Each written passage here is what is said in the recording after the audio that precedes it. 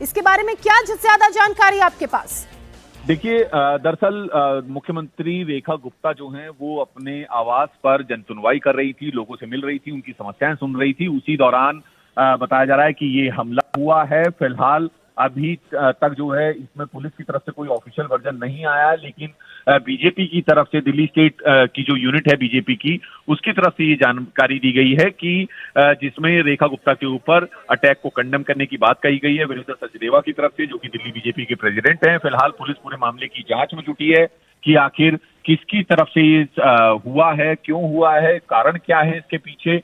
और गनीमत ये रही कि फिलहाल मुख्यमंत्री को किसी तरह की कोई चोट नहीं आई है। हालांकि समय रहते जो है पुलिस मौके पर पहुंच गई है। पुलिस के तमाम जो आला अधिकारी हैं वो मौके पर हैं और पूरे मामले की जांच में जुटे हुए हैं। भास्कर मिश्रा हमारे सहयोगी इस वक्त जुड़ चुके हैं। भास्कर, इस हमले से जुड़ी क्या अपडेट आपके पास है? और देखिए, जन सुनवाई के दौरान ये हमला हुआ है। ये जो हमलावर था ये सबसे पहले सीएम को एक पेपर देता है हाथ में, और पेपर देने के साथ ही तुरंत उनके ऊपर में हमला करता है। जो पार्टी से जुड़े हुए लोग जो सीएम के दफ्तर में और घर में अच्छी पैठ रखते हैं, उन्होंने मुझे बताया है कि फिजिकली भी अब्यूज किया है, मतलब उनको मारा है, उनको हिट किया है, यहां तक हुआ। और ये सब कुछ फ्रैक्शन ऑफ सेकंड में हुआ है। यानी वो पहले से ही तैयार होके आया था, उसको जेल जाने का कोई डर नहीं था। उसको पता था कि इस तरह से अगर वो कर रहा है तो वो सीधे सीधे पुलिस उसको पकड़ेगी और वो जेल जाएगा। लेकिन उसके बावजूद भी ये सब किया। दो चीज स्पष्ट बताया जा रहा है हमें कि वो जिस तरह का मोटिव लेके आया और जैसा वो हमला किया, उससे वो स्पष्ट है कि एक तो वो क्रिमिनल बैकग्राउंड का लग रहा है, दूसरा जिस तरह से पकड़ने के बाद लोग जब वहां पे थे, लोगों ने पकड़ा और उसके बाद जो वो बोल रहा था, तो हो सकता है, ऐसा लग रहा है भारतीय जनता पार्टी को कि कोई पॉलिटिकल एफिलिएशन भी इसका हो सकता है। तो दो चीज महत्वपूर्ण है।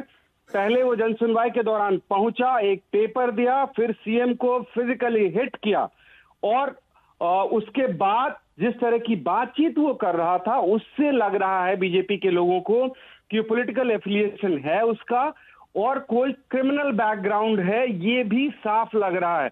ये दो तीन चीज स्पष्ट तौर पे भारतीय जनता पार्टी के द्वारा भी हमें ये जानकारी दी गई है कि सीएम को पहले पेपर दिया गया, उसके बाद उनको हिट किया गया, और इससे पहले कि लोग संभल पाते, पकड़ पाते, उससे पहले ये सारा काम वो कर चुका था। गाली गलौज भी की है, फिजिकली हिट भी किया है। तो भास्कर, इसके बाद फौरन बाद एक सवाल ये पैदा होता है, जैसे आप कह रहे हैं कि फिजिकली हिट किया, तो क्या सीएम रेखा गुप्ता को इसमें कुछ चोट आई है? इस वक्त क्या वो मुख्यमंत्री आवास पर ही हैं? क्या उनको फर्स्ट एड की ही सिर्फ जरूरत पड़ी या इससे ज्यादा की जरूरत पड़ी है?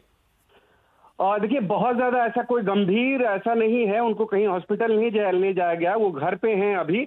लेकिन शॉक्ड हैं, जिस तरह से वो पब्लिक में जाती थी, लोगों से मिलती थी, लोगों की शिकायत लेती थी, और उस बीच में अगर इस तरह की कोई दुर्घटना उनके साथ होती है, इस तरह की कोई घटना होती है, तो एक तरफ से शॉक होता है लोगों को। जब से वो चुनाव जीती हैं, अगर आप देखें तो हर दिन 5 से 6 कार्यक्रम रहता है, तमाम कार्यक्रम में वो जनता के बीच रहती है, और बहुत ज्यादा कोई सुरक्षा का तामझाम नहीं होता है। अगर सुरक्षा कर्मी उनके साथ होते भी हैं तो ऐसा कुछ नहीं होता कि क्लोज एक सर्कल बना हो पुलिस कर्मियों का जिसके बीच में वो चल रही। बहुत ही ओपनली किसी से भी मिलती हैं, आराम से बातचीत करती हैं, और ऐसे में ऐसे सीएम के साथ उनके घर पे अगर इस तरह का व्यवहार हो तो निश्चित रूप से ये शौक वाली बात है उनके लिए भी, और तमाम जो सुरक्षा इंतजाम देखते हैं उनके लिए भी, कि एक ऐसे मुख्यमंत्री जो ओपनली सबसे मिल रही है, उनके घर पे आके कोई व्यक्ति एक पेपर देता है, शिकायतनुमा कोई पेपर लेके आता है, और वो पेपर देने के बाद तुरंत उनके साथ उनको हिट किया जाता है।